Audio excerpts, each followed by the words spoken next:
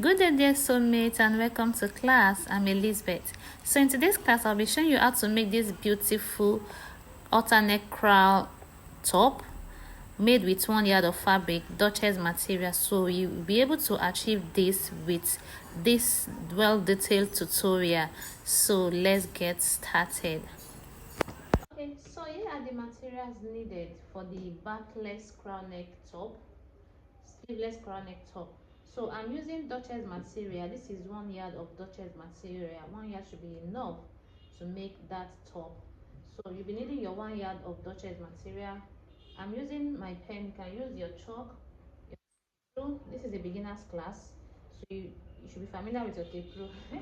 Then your pattern ruler. This is the master ruler, master pattern. Then this is the curve ruler. So I've been needing all of these to get to create the crown neck top. So the first thing I'm going to do is to iron out my fabric, and you'll be needing your measurements. Apologies, you'll be needing your measurements. So the first thing is to make your clothes, mark it out, iron it out to have a smooth head at that part. So I'll be back. Iron it out. So the first thing you'll be doing is to get the length of your top, the length you are working with. And what I have here, I have 27 inches as my top length for the front. There will be a back, the back is backless, the back top is backless. So there will be an elastic at down part of the back. So you'll be measuring your length 27 inches for the front neckline. Then you add 2 inches extra to that. Okay.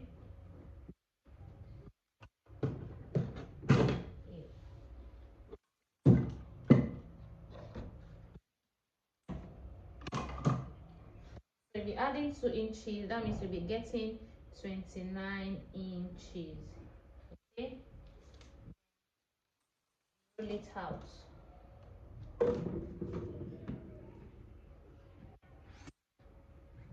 This way. So I'm going to be cutting that.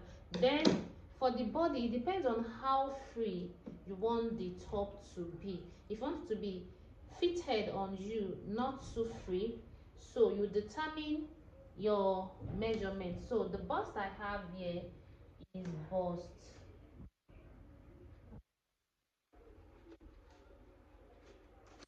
I have bust 38 inches. So 38 inches divided by 2. Let's do bust 40. That's 10 inches. 10 inches. Mark it. Then I'll add extra 5 inches to it to give it that freeness.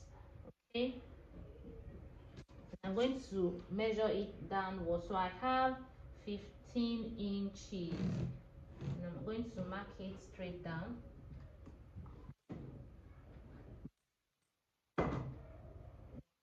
I'm going to cut it. I'm not doing any neckline. I'm not cutting out neckline. Just cut it in form of a triangle shape. Okay.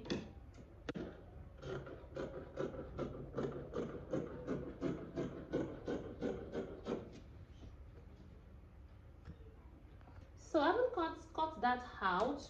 You're going to measure your armhole depth. Your armhole depth from your shoulder. This is your shoulder to your armhole area. You can see what I'm wearing here.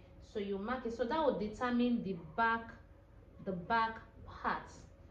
Okay. So our armhole depth is 8 inches. I don't want the back to be too low, so I'll do 8 inches. So I'm going to measure 8 inches here. Then I'll measure what I have left here, which I have 21 inches. I have 21 inches. So this will be my front. Then I'll get to my back.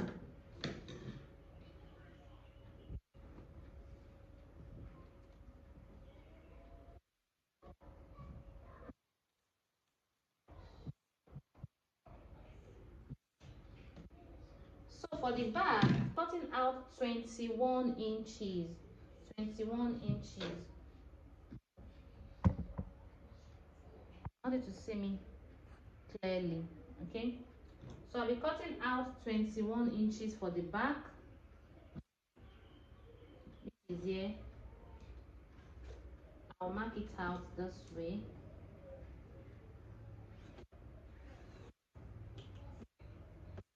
Then remember, we'll do 15 inches for the front part. I'll also measure 15 inches as the body. I'm good to go with this. Then you will cut it out.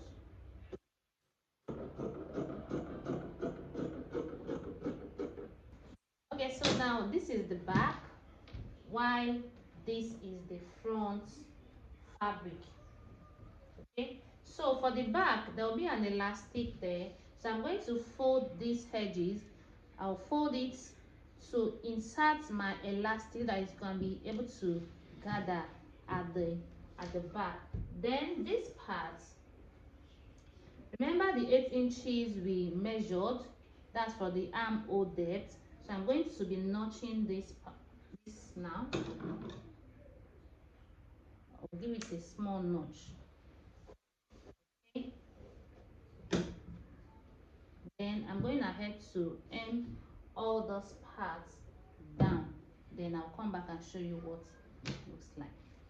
Okay, so I've gone ahead to hem the upper parts, just the upper part. You can see where the notch is. So this is the upper part of the front. You can see how neat. So yours should not be more than this. Also, can you see how neat this is?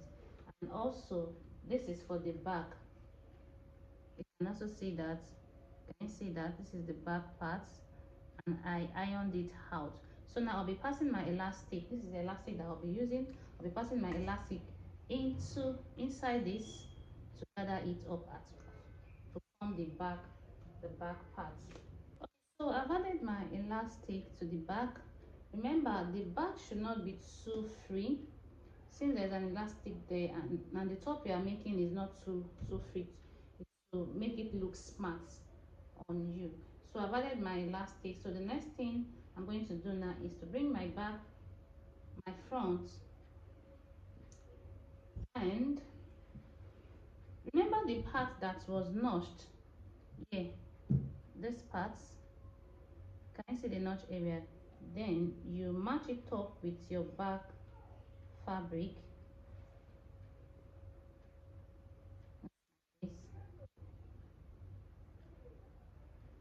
This, then you sew it all through.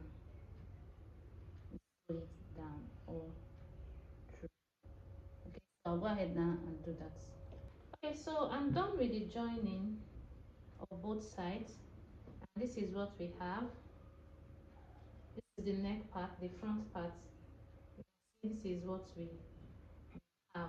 This is the hem, and I've gone ahead to sew my strap that will be tied to the neck.